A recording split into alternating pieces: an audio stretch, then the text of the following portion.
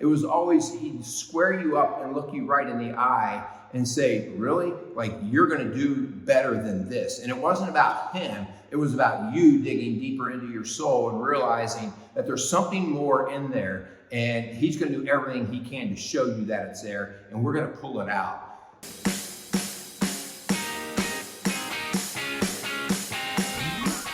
Strong Dads wants to thank 4Speed on 50 for sponsoring today's show. If you like classic cars, great food, and a taste of Americana, you have to visit 4Speed on 50's Diner, located on Route 50 in Lawrenceburg, Indiana. Stop in today for a meal and an experience you won't soon forget at 4Speed on 50's Diner.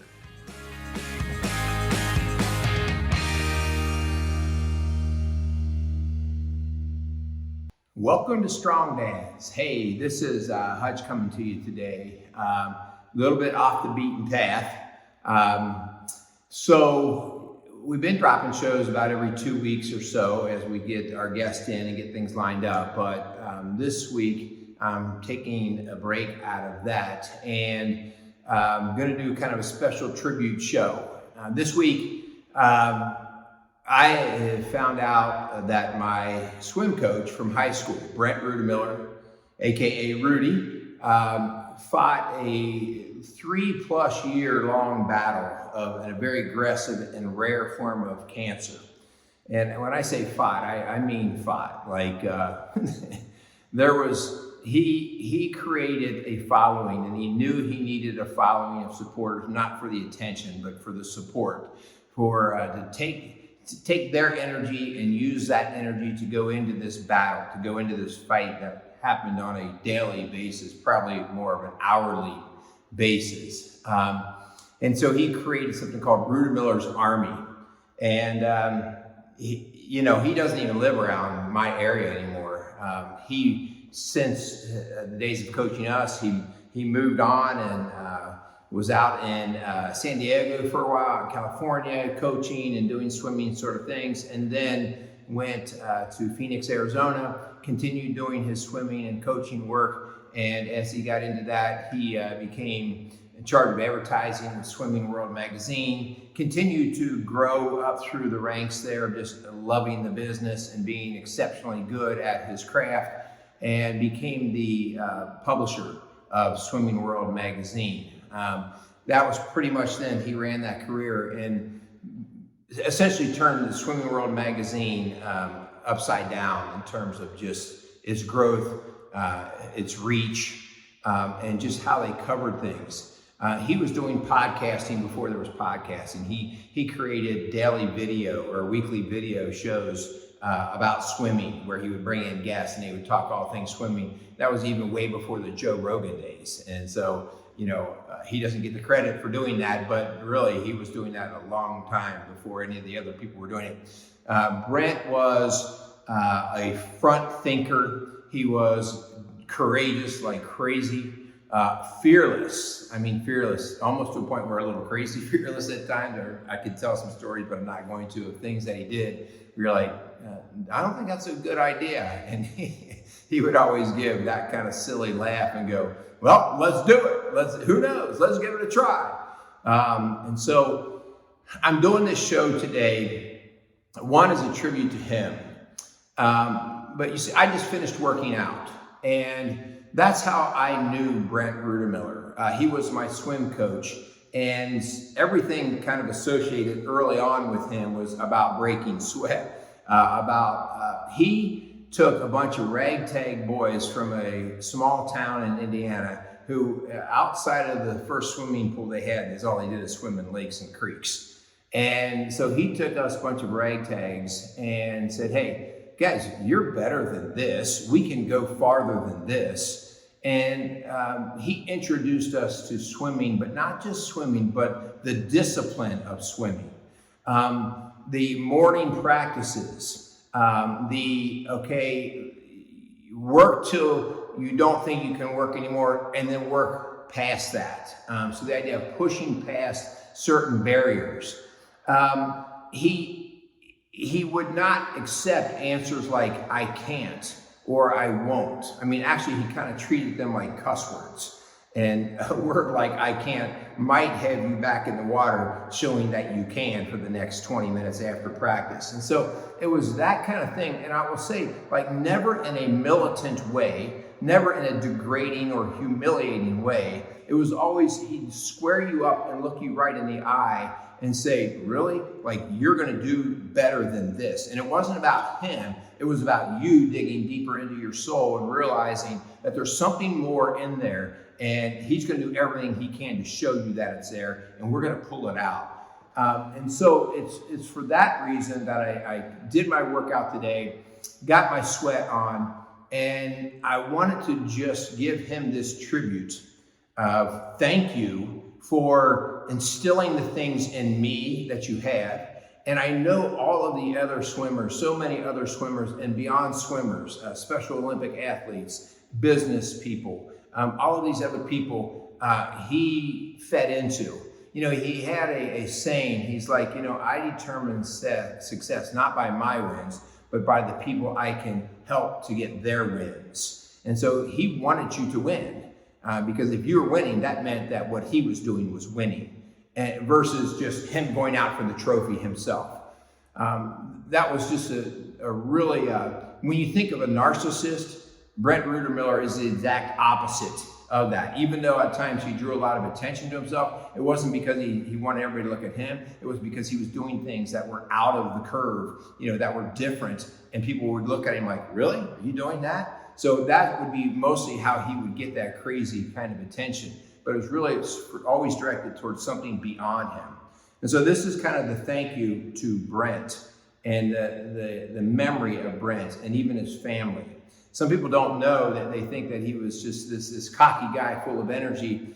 And they don't even know that he had two handicapped sons, 3 children, Shoshana, Theo, and Eric. And the 2 boys, Theo and Eric, had some pretty severe handicaps to the point where, you know, they're going to be under his and his wife Ellen's care for their life.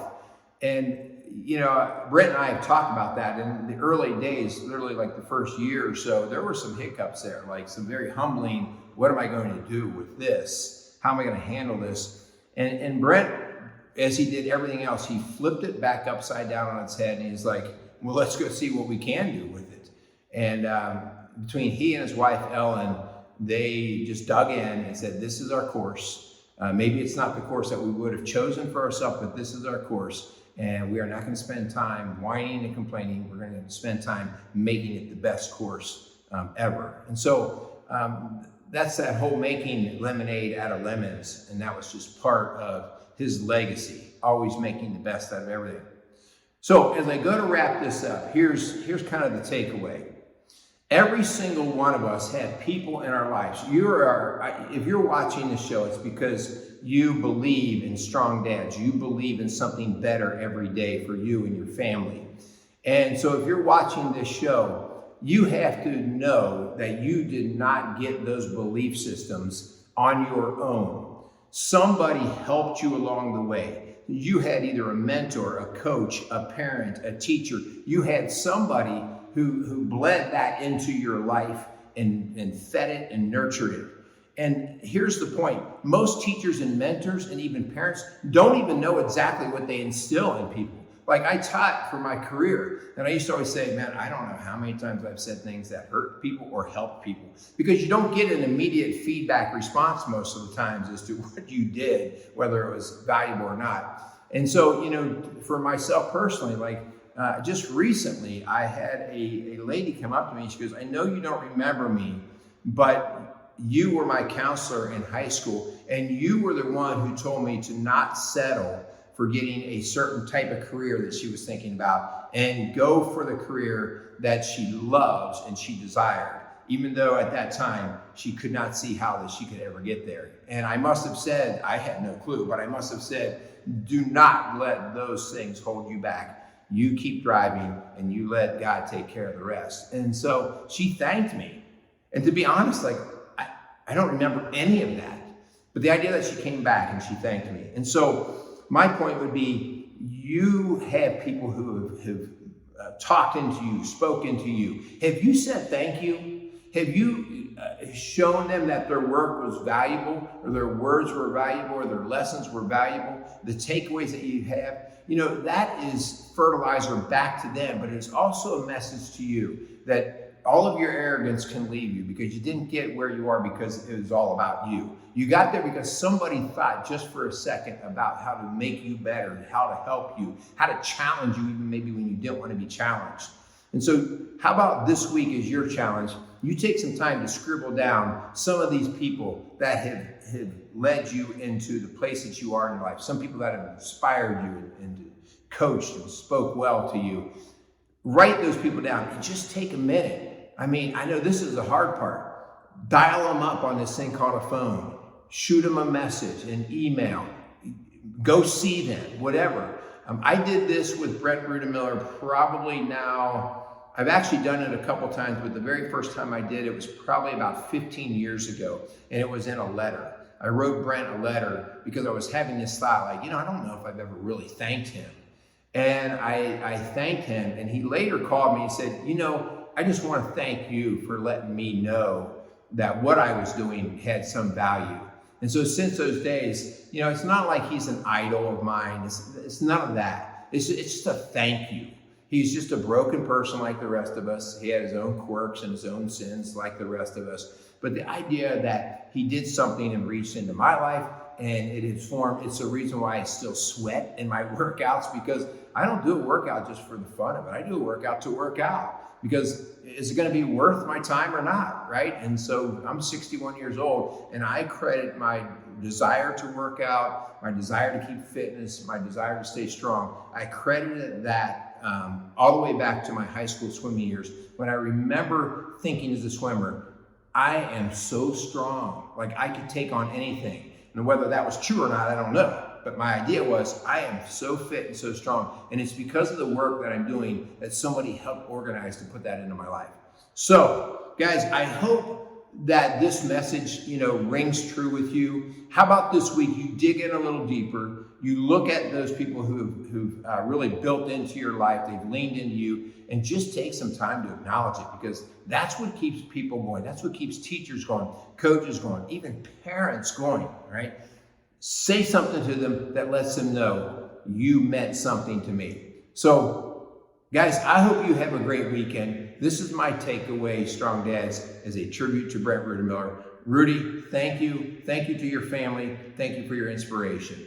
Godspeed. Rest in peace.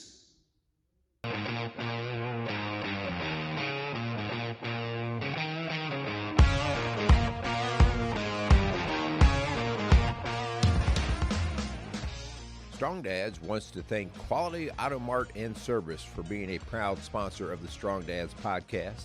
Started in 1985 and going strong for all these years. Recently, Quality Auto Mart has transitioned from owners of Mark and Nancy Repke to longtime employee Fred and Lorene Venus. For all your automotive needs and golf cart needs, check out Quality Auto Mart, located across from Indian Lakes on Highway 46 outside of Batesville, Indiana.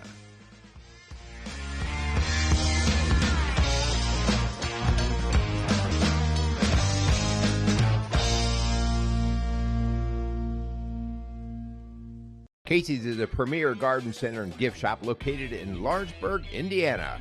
Casey's offers a wide selection of plants, landscaping materials, home and garden decor, and gifts for every occasion. Casey's is committed to providing exceptional service, a unique shopping experience, and value to every customer. Stop in and see what makes Casey's so unique. Located at 21481 State Line Road, Lawrenceburg, Indiana, or call 812-537-3800. Let Casey's help you add beauty to your home.